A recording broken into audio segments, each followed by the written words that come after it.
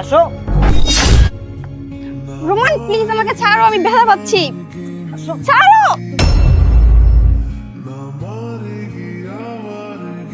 ভাইয়া প্লিজ বাঁচান বাঁচান, আমি অনেক বিপদের ভিতর আছি, ভাইয়া প্লিজ আমাকে বাঁচান।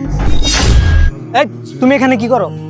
সরি স্যার, আসলে আমার ওয়াইফের মাথায় একটু প্রবলেম আছে, এজন্য আপনাকে সেরকম করতেছে। আসো আসো।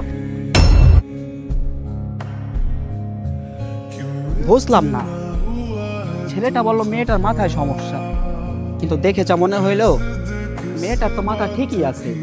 হয়তো ছেলেটার মধ্যে কোনো গাবলা আছে, মেয়েটা সত্যি অনেক বড় একটা বিপদে আছে। মেয়েটা আবার ফোন ওর দিয়ে গেল, ফোনের ভিতরটা দেখি হয়তো কোনো ডকুমেন্ট পাবো। স্যার আমাকে বাঁচান প্লিজ, আমাকে বাঁচান।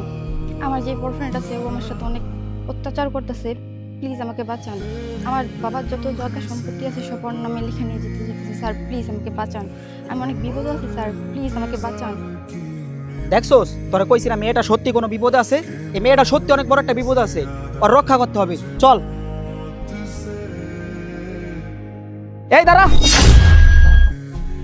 কি হয়েছে স্যার, আপনি আবার এখানে চলে আসলেন যে? কেন আইছি তুই বুঝোস না? ভাগ্যিস আপুটা ফোনটা আমার কাছে রাইখে আসছিল, আর এই ফোনের মধ্যে সব ডকুমেন্ট পাইছি। এই ফোনের মধ্যে আপু বলছে তুই তার বাপের সয় সম্পত্তি সব ভোগ করতে চাইছি, আর তুই তাকে অনেক নির্যাতন করস। না স্যার, সম্পূর্ণ ভুল কথা এটা। আমি তো ওর সাথে এরকম কিছুই করে নেই। আপনি জিজ্ঞেস করেন, ও আমার গার্লফ্রেন্ড হয়। দেন ফোন দেন। ফোন দিমু না কি দিমু এটা গেলেই বুঝবি। এই নুর ইসলাম, যা ওরা ধরে থানায় নিয়ে আয়, আর আমি আপুর সাথে কথা বলে আসতেছি। যা ধর। স্যার আমার কোনো দোষ নাই।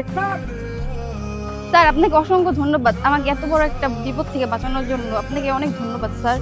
আপনাকেও ধন্যবাদ, আপনার জন্য আমরা এরকম একটা ক্রিমিনাল ধরতে পারলাম।